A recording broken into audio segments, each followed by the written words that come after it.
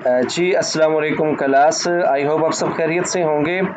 और आज का जो हमारा लेक्चर है वो बॉटनी पेपर ए, उसमें किंगडम फंगाई के बाद एक छोटा सा पोर्शन है लाइकन्स के बारे में। उसके बारे में आज हम लोग डिस्कस करेंगे। पहले आप लोगों को आइडिया होगा लाइकन के बारे में। लाइकन क्या चीज़ है? ये एक म्यूचुअलिस्टिक सिम्बियोटिक एसोसिएशन है जो फंगाई और फाइकोबायोन्ट्स जो ऑर्गेनिज्म है जिन्हें हम अलगी का नाम देते हैं, इनके दरमियान अलगी और फंगाई के दरमियान जो म्यूचुअलिस्टिक एसोसिएशन है, जिसमें ये एक दूसरे के साथ कोऑर्डिनेट करते हैं, एक दूसरे को जो उनकी सर्वाइवल के लिए मीडियम चाहिए, न्यूट्रिएंट चाहिए, ये एक दूसरे के साथ एक्सचेंज करते हैं। तो इस तरह के म्यूचुअलिस्टिक एसोसिएशन को क्या कहते हैं? लाइकन का नाम दिया जाता है। इसको देख लेते हैं। Lichens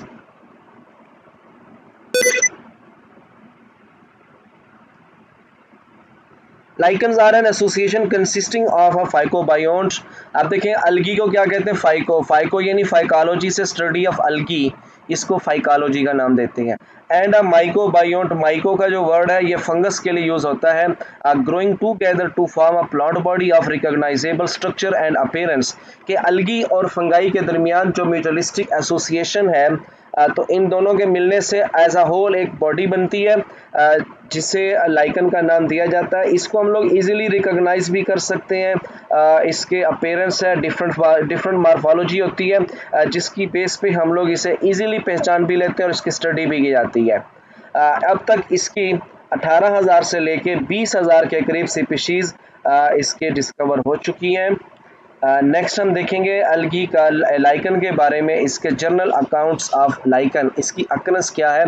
lichens are ubiquitous, found in a variety of habitats and biological associations.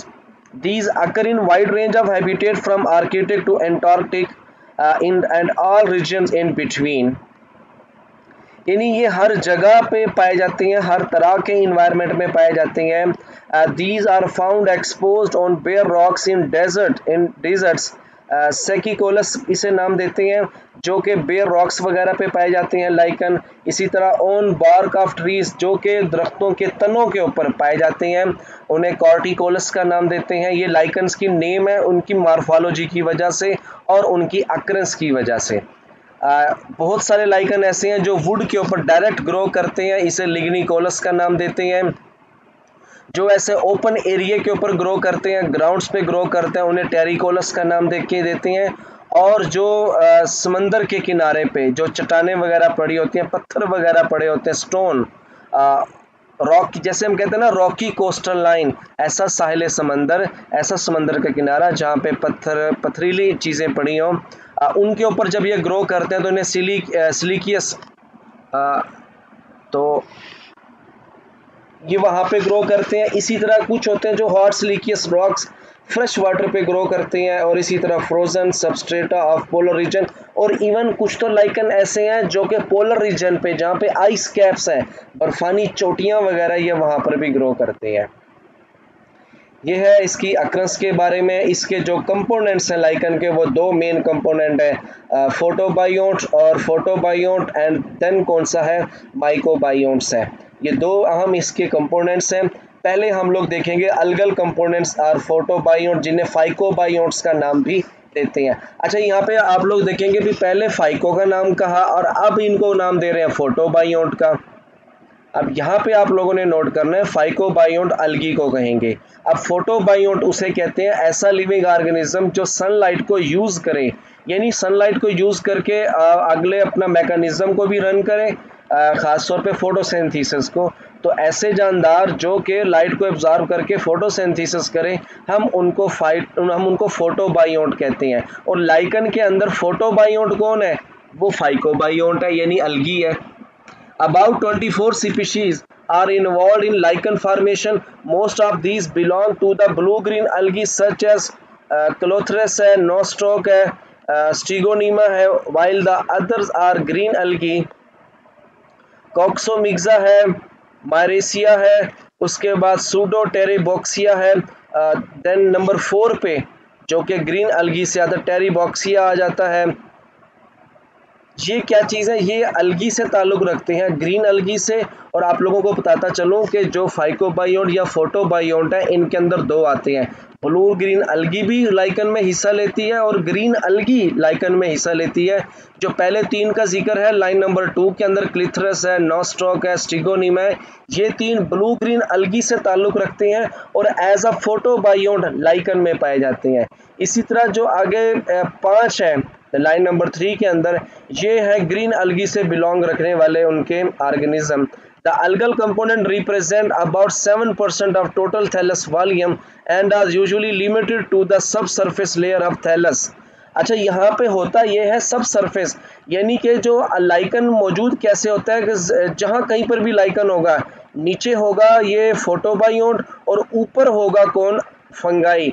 Fungi क्या करता है, इसको डिहाइड्रेशन से बचाता है, सूरज की तरफ से आने वाली स्ट्रॉन्ग वेवलेंथ से भी इसको बचाता है। They reproduce by zoospore and एप्लानोस्पोर।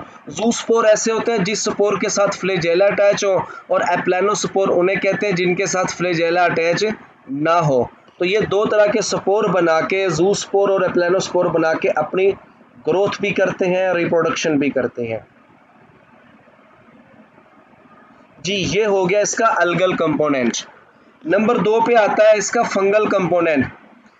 The great majority of fungal components belong to Ascomycotina, and in few lichen Basidiomycetes and Deuteromycetes are the fungal partner। इन तीनों फंगल डिवीजन से ये पाए जाते हैं। The fungal partner is responsible for determining the lichen morphology। मैंने बताया ना कि किसी जगह पे भी लाइकन अगर ग्रो किए हुए होगा ना, तो ज़मीन के साथ साथ कौन ग्रो कर रहा होगा, अलगी, और उसको ऊपर से तमाम अतराफ से उसके ऊपर कौन मौजूद होता है, फंगाई। तो यानी कि जो चीज़ बाहर की तरफ होगी उसी को देख के हम लोग उसकी शेप, उसके कलर के बारे में बता सकते हैं, उसकी मार्फोलॉजी बयान कर सकते हैं। तो लाइकन की जब भी मार्फोलॉजी स्टडी होगी तो सबसे पहले किसका जिक्र आएगा, फंगाई का, क्योंकि फंगाई लाइकन के अंदर ऊपर बाहर की जानिब मौजूद होती है, मेजर एरिया फंगाई कवर करके रखती है। The fungal component form the bulk of lichen thalli, thalli से नाम देंगे। These are arranged in such a way to form a network of hyphae in which algal cells are embedded। अब इस नीचे को देखें, किसी भी जगह पे इन दोनों की मौजूदगी को लाइकन का नाम देंगे। तो नीचे की जानिब अंडर कवर कौन मौजूद होगा, अलगी मौजूद होती है। जी, इन दो पैराग्राफ में से आप लोग अपना क्वेश्चन पूछें। अलगल के दो कंपोनेंट होते हैं, अलगल कंपोनेंट और फंगल कंपोनेंट। जी,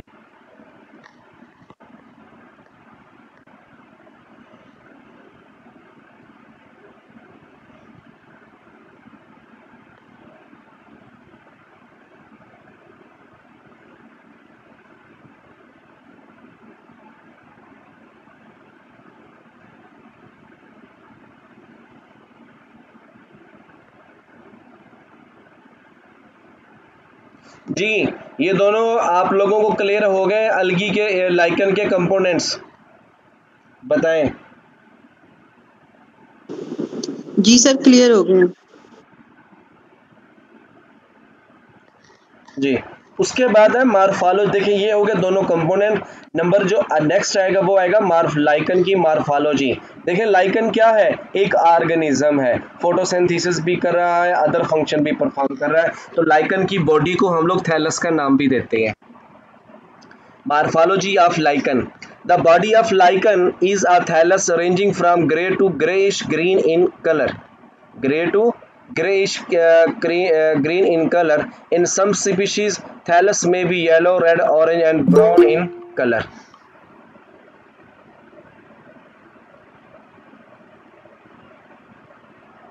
देन आगे, on the basis of form nature of attachment to the substratum. अब सबस्ट्रेटम किसे कहते हैं कि जिस जगह पे ख़ास तौर पे कोई ऑर्गेनिज्म पाया जाता है, जैसे अलगी है, उसके बाद फंगस आ जाते हैं हमारे पास, जिस जगह पे ये ग्रो करते हैं उस जगह पे ना सॉइल के अंदर या सॉइल की सरफेस पे ऑर्गेनिक मटेरियल मौजूद होता है जो कि उनकी बॉडी की नरिशमेंट के लिए न्यूट्रिएंट्स प्रोवाइड करता है। तो उस जगह को हम सबस्ट्रेटम का नाम देते हैं। And growth, the thalli can be classified into the following basic type। ये लाइकन की जो 3 टाइप्स आप लोग पढ़ेंगे, पहली है क्रस्टोज, दूसरी है फोलियोज और तीसरी है फ्रूटिकोज। ये जो 3 टाइप है लाइकन की, ये इनकी मार्फोलॉजी की बेस पे है, ठीक है। सबसे पहले टाइप कौन सी है? क्रस्टोज, जो कि open area, bare rock, bare trunk वगैरह पे ग्रो करती है। The thallus is thin, flat, crust like and closely appear to the substratum, trees, rocks और सॉइल। इसकी एग्जांपल कौन सी है? ग्रेफिस है। नंबर 2 पे जो टाइप है ना, वेरकेरिया इसका नेम है। ये वो लाइकन है जो कि रॉक्स के ऊपर, सॉइल के ऊपर, ट्री के ऊपर ऐसे ओपन पाई जाती है। इसे हम क्या कहते हैं? Crustose lichen.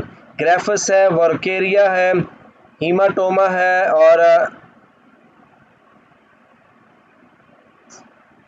नंबर 4 पे जो नेम है ना, आप लोग यहाँ पे खास तौर पे ना एक्सेंट आ जाते हैं हमारे पास दो। थोड़ा एक्सप्लेन कर दूं मैं पहले।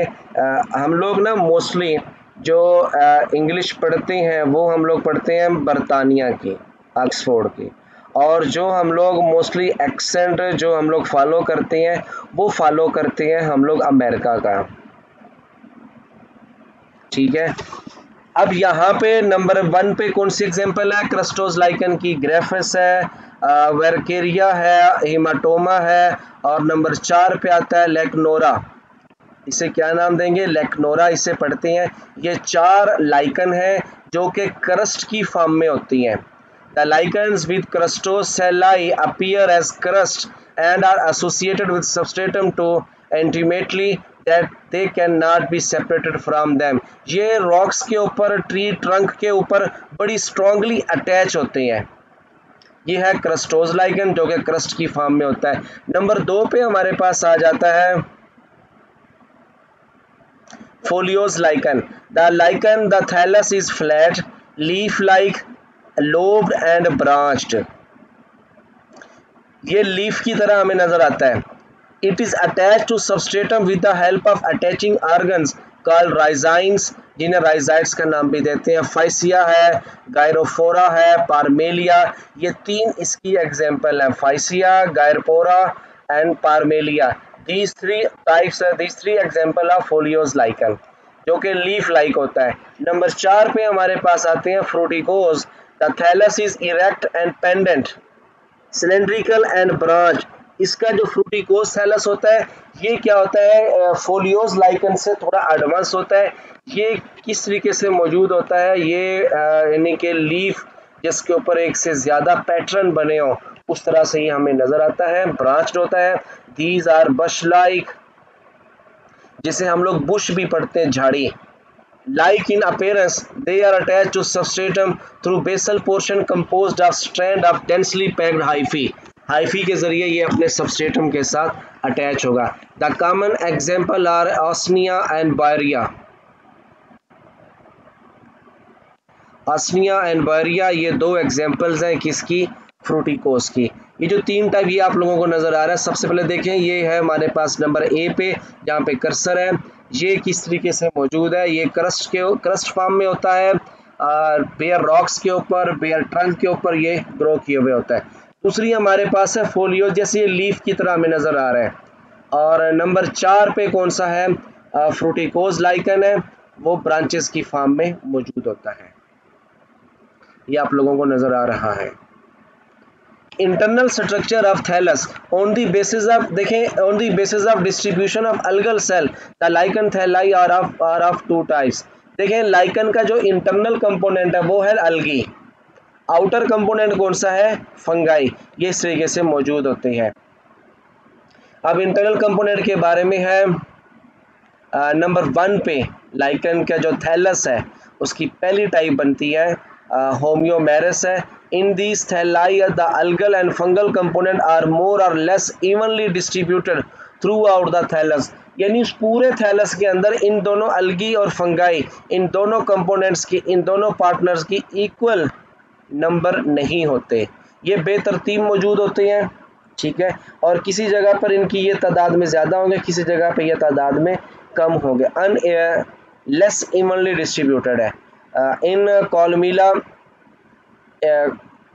नहीं, कोलमिला नहीं, इसकी जो एग्जांपल है होम्योमेरस की कोलिमा, इसकी एग्जांपल है the algal component belong to blue green algae, the fungal hyphae form a thin outer protective layer.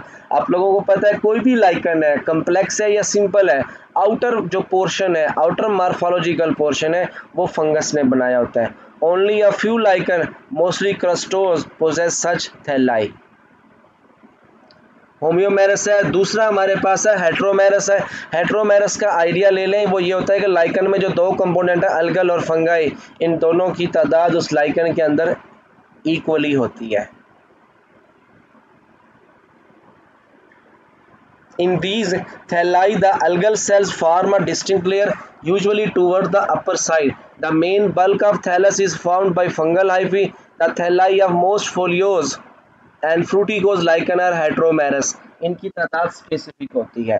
इसकी एग्जांपल कौन सी है? फैस्किया है और पारमेलिया है। The following tissue zone can be recognized in a typical heteromerous thallus. एक heteromerous thallus है, उसका जो outer region है upper cortex का नाम देते हैं। It is a dense layer formed of, देखिए आप लोगों को बताया ना लाइकन का जो बाहर वाला हिस्सा है, outer हिस्सा है, वो फंगाई ने बनाया होता है। अब उस फंगाई की अरेंजमेंट की वजह से ये तीन टाइप है।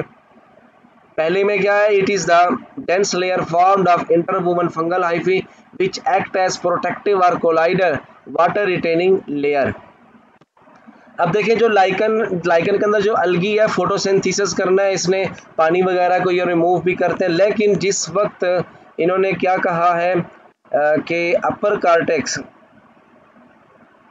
ठीक है, अपर कार्टेक्स इसका जिस तरीके से मौजूद होगा उसी तरह की इसकी मार्फोलॉजी बन जाती है। अपर कार्टेक्स क्या है? It is a dense layer formed of interwoven hyphae which act as protective and colloidal water retaining layer, क्योंकि ये पानी को भी रिटेन रखता है, अलगी में से पानी की एवेपोरेशन को रोकता है। The fungal hyphae are densely woven to form a parenchyma tissue pseudo parenchyma in many lichen. बेतरतीब तरीके से ये इंटरवूवन होंगे। Algal layer below the upper cortex, ऊपर वाले लेयर के नीचे क्या होगा? एक अलगी मौजूद होगी। Algal cell are either enveloped by the fungal hyphae or intermingled with them, या तो हाइफी उनको प्रॉपर तरीके से कवर करके रखेगा या फिर ये उस हाइफी के साथ मिक्सअप हो जाते हैं। The algae belong to either blue green algae or green algae, this zone is called photosynthetic. अब फोटोसिंथेसिस करनी किसने है? सिर्फ और सिर्फ अलगी ने ही करनी होती है। नंबर 3 पे इसका पार्ट आ जाता है medulla. Just below the algal layer medulla or central portion of thallus is present. उसके नीचे की जानिब it consist of loosely arranged hyphae which are either longitudinally oriented or interwoven to form loose parenchyma, these act as conducting cell. The medulla form the main bulk of lichen thallus. अब जो इसके अंदर medullary part है, दरमियाना वाला हिस्सा है, वहाँ पे मजमूई तौर पर लाइकन ग्रो, लाइकन का जो ये दरमियान वाला हिस्सा है, ठीक है, यही उस लाइकन का मेन पार्ट बनाता है। नंबर 4 पे आ जाता है lower cortex. The lower surface is bounded by a dense layer of fungal part fungal constituting the lower cortex. These hyphae run either perpendicular or parallel to the surface of thallus. The rhizines arise from the lower cortex and enter the substratum. These may conduct water rapidly in capillary space among the component of hyphae, but their primary role is to anchor the lichen to the substratum. ये है इसका number 4 part lower cortex region, जो कि उसके देखें यहाँ पे क्या चीज़ नज़र आ रही है आप लोगों को लाइन नंबर 4 में, but their primary role is to anchor the lichen to the substrate. Lichen को उस ज़मीन के साथ, सॉइल के साथ उसको अटैच करवाना है।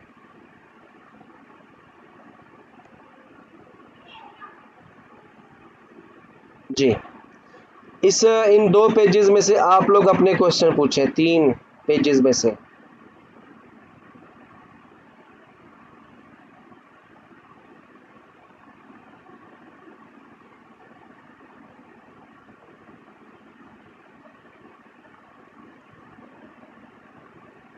जी, इसको रीड करें और जो पहले यहाँ तक जो हमने पढ़ा है अभी, इनको रीड करके अपने क्वेश्चन वगैरह पूछें।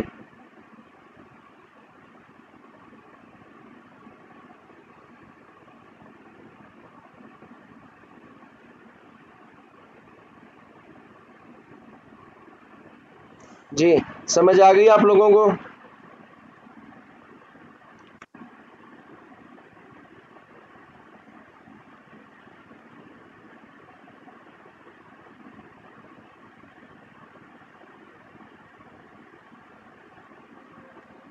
आवाज आ रही है मेरी आप लोगों को?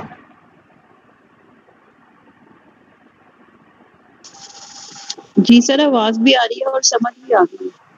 जी आगे है लाइकन की रिप्रोडक्शन के बारे में। लाइकन का जो रिप्रोडक्शन है वेजिटेटिव तरीके से करते हैं, एसेक्सुअल और सेक्सुअल टाइप की रिप्रोडक्शन पाई जाती है। सबसे पहले इसकी कौन सी है? वेजिटेटिव, यानी अपनी बॉडी के पार्ट्स को यूज करेगा। इस वेजिटेटिव के अंदर सबसे पहला हिस्सा कौन सा है? फ्रेगमेंटेशन का। It is the most effective way of reproduction is in foliose and fruticose. Lichen The thalli break into smaller unit called fragments due to mechanical stress or due to death of older portion of the thalli। अब दो तरह से है कि कोई outer side से कोई उस थैलस के ऊपर प्रेशर आता है किसी भी चीज़ का, आउटर ऑब्जेक्ट का, जिससे थैलस में फ्रेगमेंटेशन हो गई, उसका कोई फ्रेगमेंट बन गए। वो फ्रेगमेंट सेपरेटली इंडिपेंडेंटली तरीके से ग्रो करके न्यू थैलस बना लेंगे।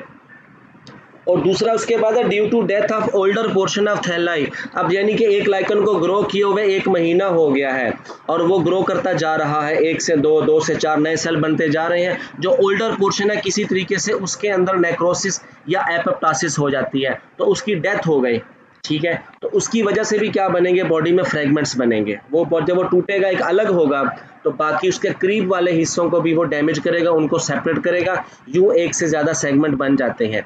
This result in separation of growing areas, each of which is capable of growing into a new thallus lichen. Vegetative reproduction में जो सबसे पहला था वो था फ्रेगमेंटेशन, ठीक है। उसके बाद क्या है? आइसीडिया भी से कहते हैं, आइसाइडिया भी से पढ़ते हैं, ठीक है। ये क्या चीज़ है? ये आउटग्रोथ होगी थोड़ी सी, इसे आउटग्रोथ का नाम देते हैं। उसके ज़रिए अपनी ये रिप्रोडक्शन करते हैं। इसको हम लोग देख लेते हैं। These are small, smooth or papilla-like outgrowth present on the surface, upper surface of the thallus. Each ascidium consists of algal cell and fungal hyphae surrounded by a cortical layer. अब देखें, अलगी और फंगल दोनों होंगे और cortex वाली side completely तौर पे, outer side completely तौर पे किसके ज़रिए बाउंडेड होगी? फंगल सेल के ज़रिए। These act as reproductive propagules। ये वो आउटग्रोथ है जो कि क्या कर सकती है? इसकी रिप्रोडक्शन कर सकती है। Which are carried away to some suitable environment after detachment and grow into new thalli. अब ये वाली आउटग्रोथ है जो कि पेरेंट बॉडी से सेपरेट होगी और फिर मूव करके किसी भी सूटेबल इन्वायरमेंट के अंदर अगर वो पहुंच जाती हैं तो अगेन वो क्या करेंगी? नरिशमेंट उनकी होगी और वो रिप्रोडक्शन करना स्टार्ट कर देती हैं और न्यू थैलस बनाती हैं। दीज आर फाउंड इन पार्मेलिया, सूडोबर्निया है, प्रायोरिया है और ओसेनिया। इनके अंदर ये इनकी एसिडिया के ज़रिए क्या होगी? यानी आउटग्रोथ के ज़रिए इनकी रिप्रोडक्शन होगी। These also help in increasing photosynthetic area of thallus. आप देखें, अगर ये उसके फ्रेगमेंट बन के करीब करीब के आसपास के एरिया में फैलते हैं तो वहाँ पे नया थैलस बनाती हैं, न्यू लाइकन बनाती हैं। तो इस तरीके से क्या होगा?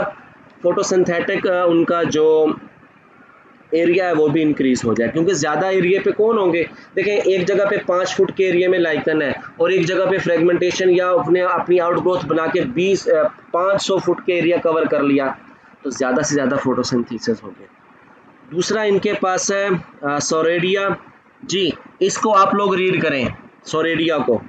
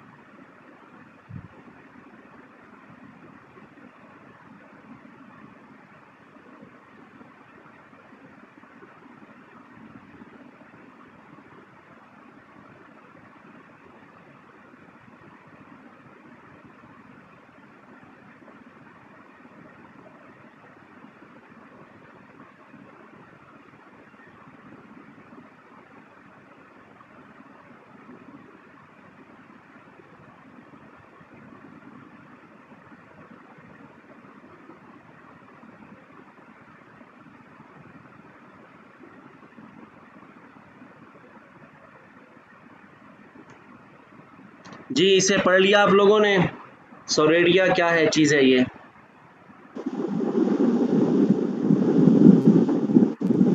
जी ये सर भी पढ़ सेम लिया। वैसे ही होंगे ऊपर, यानी इनको मजीद फंगस ने कवर नहीं किया होगा।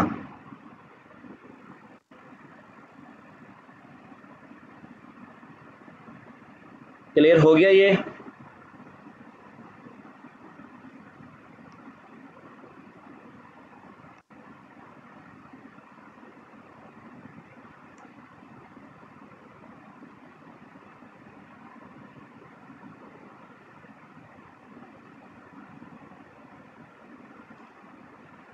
सोरेडिया के अंदर क्या करते हैं कि दीज आर माइक्रोस्कोपिक, इसको मैं भी रीड करके एक्सप्लेन करता हूँ।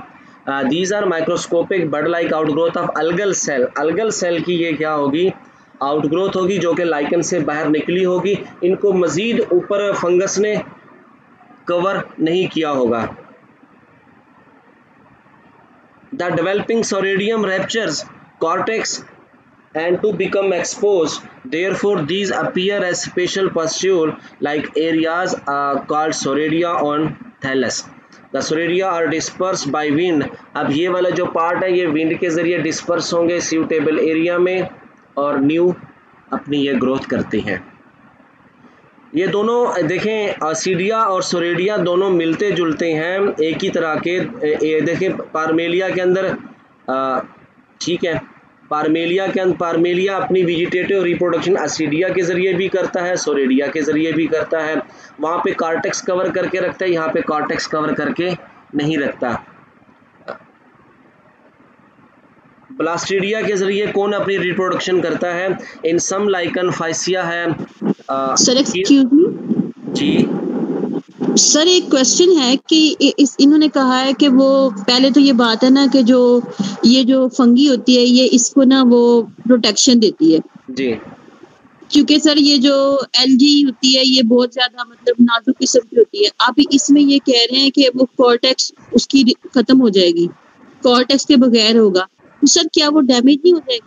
वो कैसे आगे सरवाइव करेगी? नहीं देखें इसमें ना कॉर्टेक्स कहाँ पे ख़त्म होगा। देखें नीचे ज़मीन के साथ फॉर एग्जांपल फंगस मौजूद है, उसको ऊपर से कवर किया हुआ है किसने, अलगी फंगस ने कवर किया और नीचे अलगी है। अब इसमें से जो पस्टूल जो आउट ग्रोथ अराइज होंगी ना, वो उस फंगस को क्रॉस करके बाहर निकली होंगी, उनको मज़ीद ऊपर से फंगस कवर नहीं करेगा, ये एक्सपोज होंगी इन्वायरमेंट के साथ। जैसे एक चीज को ना हमने ऊपर से ढांप दिया और वो चीज ऊपर वाली चीज में से पोर करके बाहर निकला है जगह जगह से, ऐसे ये मौजूद होते हैं। ठीक हो गया sir ji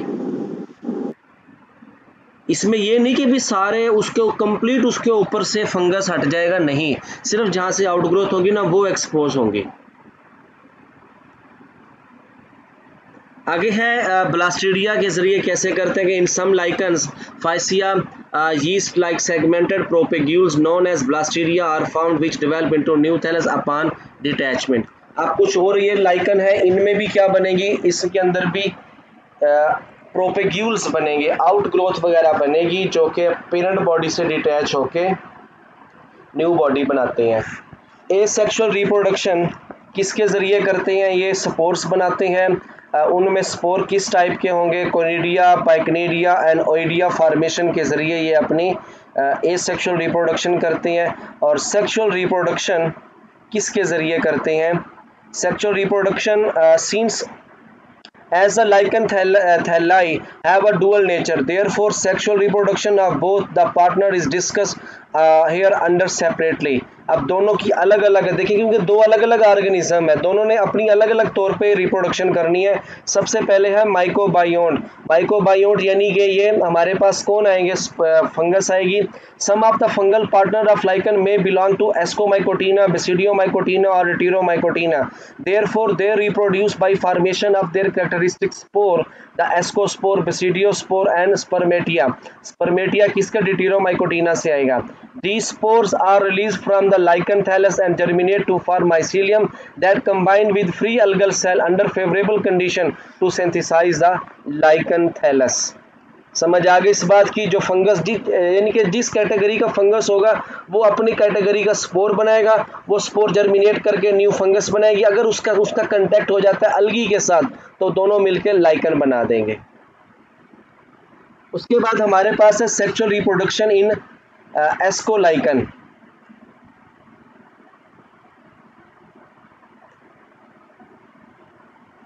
the ascolichen reproduce by ascospore, ठीक है।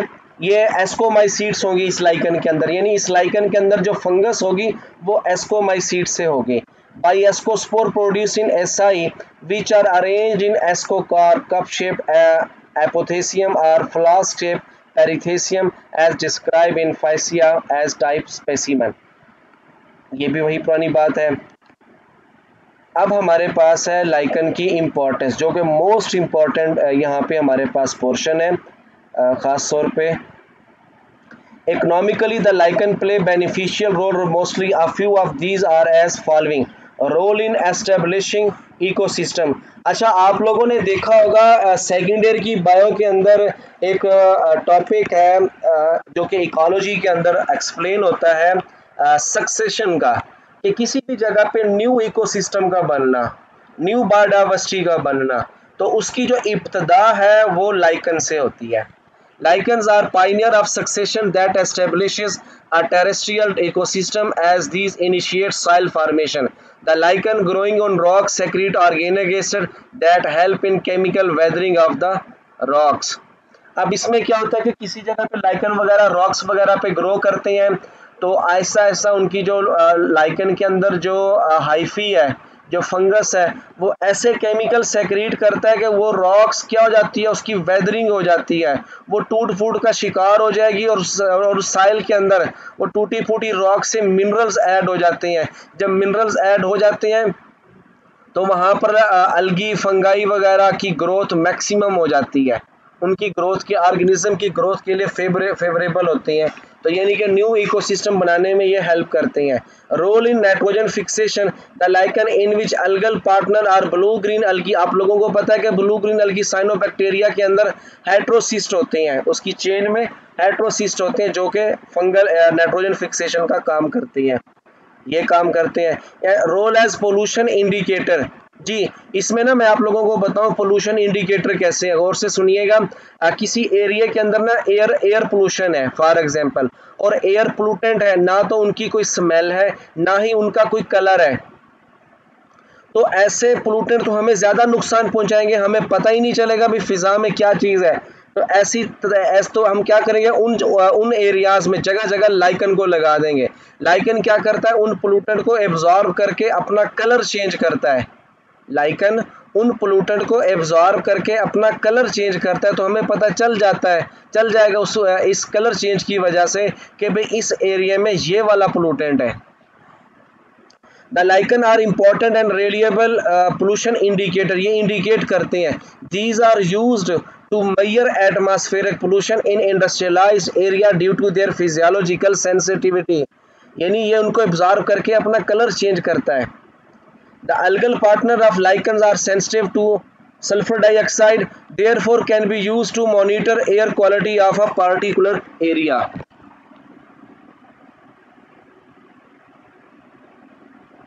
ठीक है, उसके बाद cause of fire in forest, some species of arsenia are responsible for fire in forest as they catch fire due to inflammable nature of their थैलाई।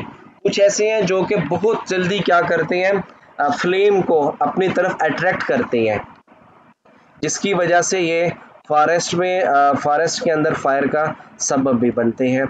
Source of food, many lichen species contain a carbohydrate allied starch, the lichen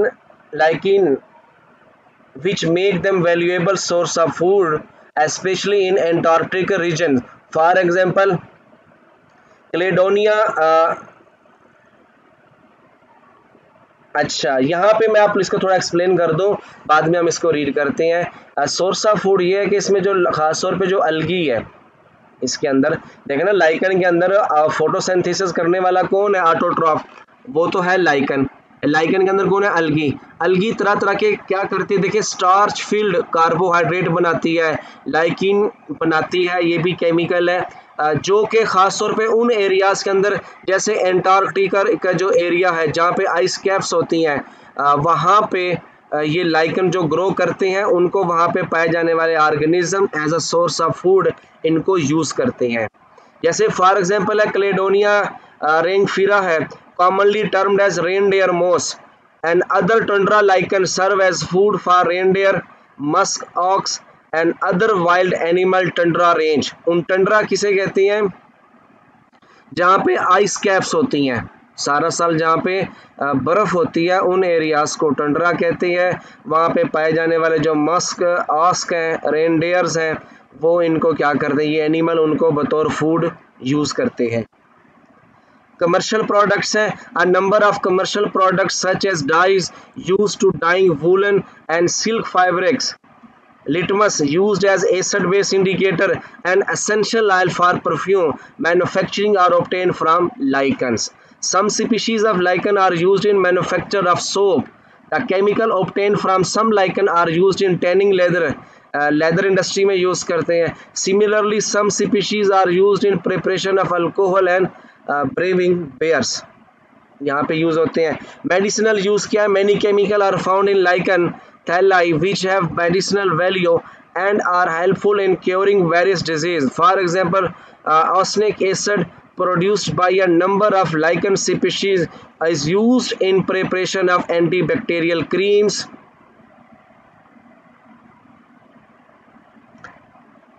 पैल्टिग्रा canina है, ये भी क्या dog lichen है, is use for bite of a mad dog hydrophobia. अब देखें एक lichen है, उसका नाम क्या है? पैल्टिग्रा कैनेना है। ये किस लिए यूज होता है? ये यानी कि मैड डॉग के काटने से जो हम वहाँ पे केमिकल यूज करते हैं वो मोस्टली हमें इस लाइकन से यूज किया जाता है। Some lichen species produce protolicanic acid which is used in preparation of anti-cancer drug।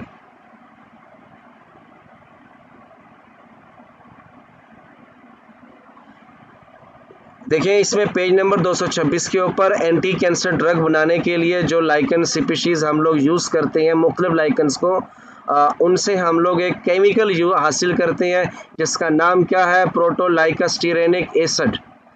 इसी तरह है Lobaria pulmonaria, lungwort and Cetraria islandica is use to control tuberculosis. अब ट्यूबरक्लोसिस कौन सी डिजीज है? जिसे हम लोग टीबी का नाम देते हैं।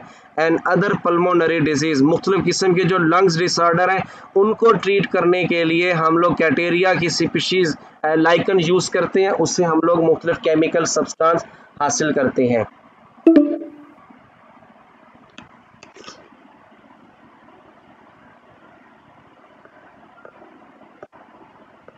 ठीक है, उसके बाद हम यहाँ से मुख्तलिफ किस्म के टॉक्सिन भी हासिल करते हैं। Certain lichen species such as Letharia vulpina contain poisonous substance. Vulpinic acid is use to get rid of wolves mixed with powdered glass. अब देखें पाउडर्ड ग्लास, अब इस टॉक्सिन को यूज करके हम लोग इनसे बच सकते हैं।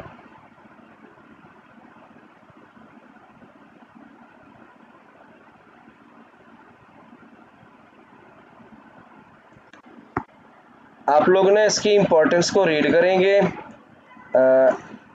इस इम्पोर्टेंस के अंदर जो मुख्तलिफ जो पॉइंट्स हैं, स्पीशीज़ का नेम है, उससे कौन सा सब्सटेंस हासिल हुआ और आगे किस प्रोसेस के लिए या किस डिजीज़ के अगेंस्ट यूज़ किया गया है, तो इसको आप लोग लाजमी लिखोगे।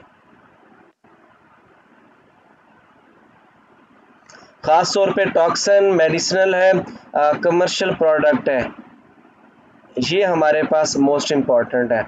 और मेडिसिनल के अंदर जो एंटी कैंसर केमिकल है, ख़ास तौर पे कौन सा था? प्रोटोलाइकोस्टिरेनिक एसिड, ये बहुत मोस्ट इम्पॉर्टेंट है। ये आई थिंक लास्ट या उससे लास्ट पेपर में ये एक एंटी कैंसर लाइकन के हवाले से क्वेश्चन आया हुआ था। जी, इसमें से आप लोग पूछें अपना क्वेश्चन वगैरह लाइकन के इम्पोर्टेंस में।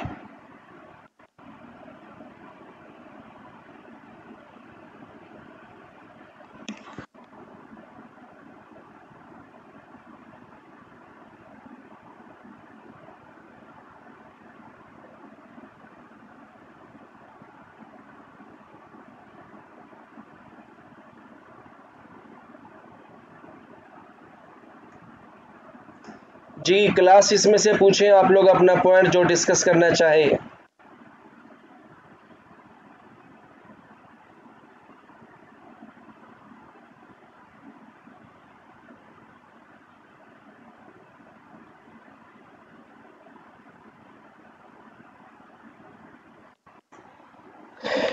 ये रीड कर लिया सबने? जी सर, रीड कर लिया। जी, इसमें से आप लोग कोई भी पॉइंट, कोई भी बात डिस्कस करें आप लोग।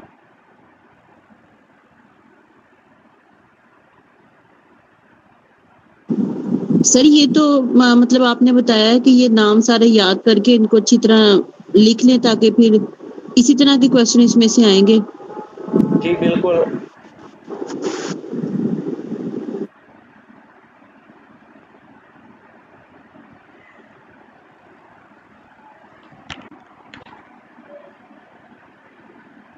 अगला जो टॉपिक होगा हमारा, हम लोग नेक्स्ट स्टार्ट करेंगे ब्रायोफाइट्स को।